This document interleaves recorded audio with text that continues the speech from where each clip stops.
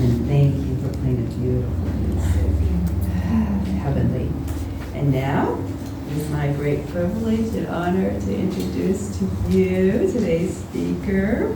And Susan has such a wonderful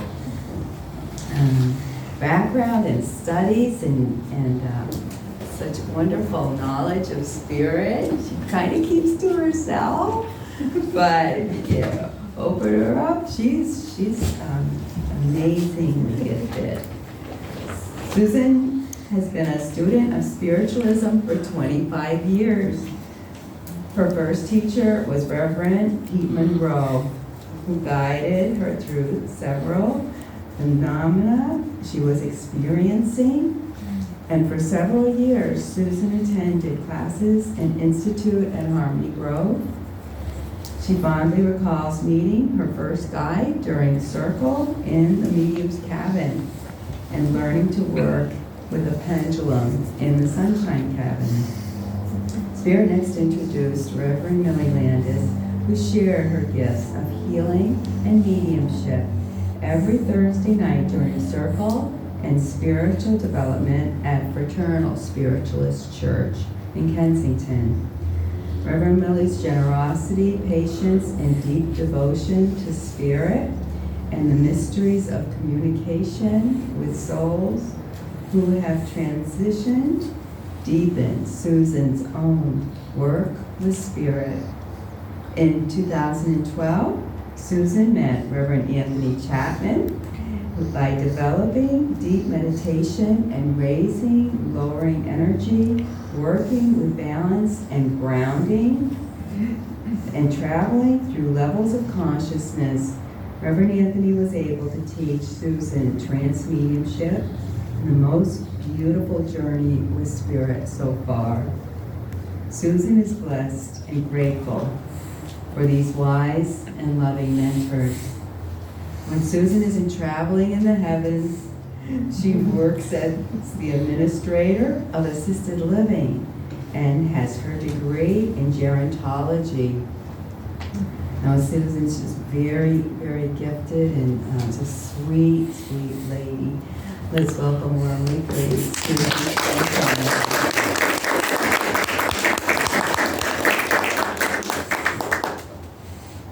Good morning. Good morning. Can you hear me okay? Yes. Okay. One of the many features I love best about our church services and classes is the music Reverend Deborah chooses. I'm fond of the hymnal selections, but it's when we sing classic 60s and 70s that I am the most moved. I have to share. At 73, I am an old, aging hippie. Those songs bring me back to a time when I was discovering my freedom, participating in causes that moved my whole being. I was beginning to look for a more personal relationship with God and developing an understanding that all you need is love. During this time, President Kennedy had been assassinated. Tensions in Asia were escalating, and Mandela had just been imprisoned. But then something magical happened. In February 1964, I was almost 13, and I watched in awe as the Beatles took over the Ed Sullivan Show, capturing the heart of most teenage girls. I think even now, everyone has a favorite Beatles song. I never lost my love for their music and their messages, and I'm often moved to tears when I hear many of their melodies and lyrics. However, I don't think you'll ever have me crying at Obladi, Oblada. I guess I grew up as the Beatles were growing up. Keep in mind, they were a band only from 1960 to 1970, and were in their 20s when they started out, just turning 30 when the band ended. I was lucky I could find my way out of the house at 30. The Beatles only toured for 3 years, 7 months, and 27 days, from 1963 to 1966. Most of their influential music was created and given us studio albums. Paul McCartney writes, "Our early songs were aimed at our fans. As we matured, we became aware that we could take songwriting in other directions, often to another level, which meant writing songs for ourselves. And this came to be an amazing revelation. We could be poetic without losing touch with our fans. As we became more experimental and leaned more towards streams of consciousness, we actually gained fans." During the 10 years the Beatles were a band, they recorded 188 original songs. The word love was used 613 times in their songs. 102 times if the word love isn't used as a verb. And 22 times the word love appears in their song titles. Diane has a gift to read to you now. Yes, start with you. Today, I want to discuss some of their songs for their spiritual messages and personal growth, and how the lyrics help mold, change, and validate new and rising belief systems. First, all the lonely people, where do they all come from? All the lonely people, where do they all belong? Eleanor Rigby died in the church and was buried along with her name. Nobody came. Father Mackenzie, wiping the dirt from his hands as he walks from the grave. No one was saved. Lady Madonna, children at your feet. Wonder how you manage to make ends meet. Who finds the money? Who pays the rent? Did you think that money was heaven sent? Eleanor Rigby, which is on the Revolver 1966 album, and Lady Madonna, released as a single in 1968, are songs that question organized religion for not carrying out its charitable mission in a world consumed by self-interest, selfishness, judgment, and abandonment.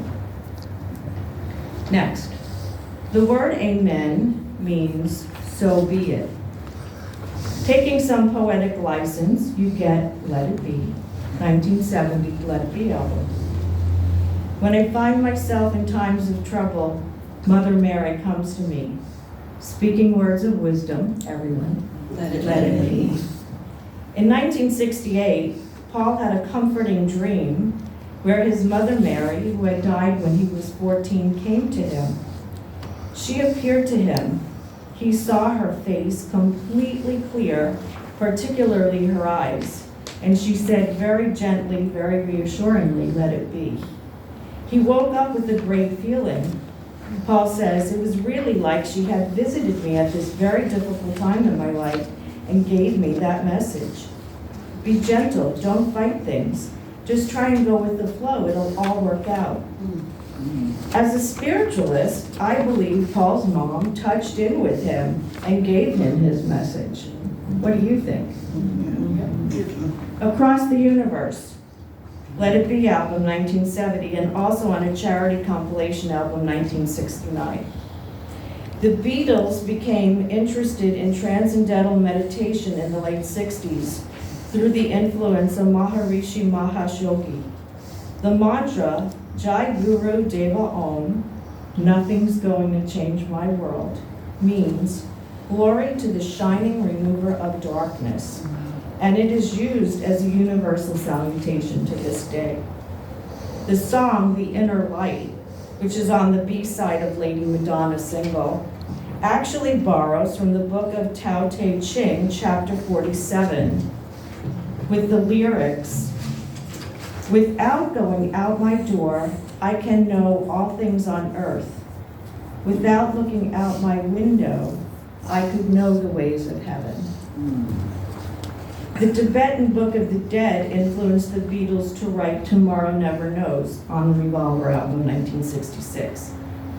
That you may see the meaning of within, it is being,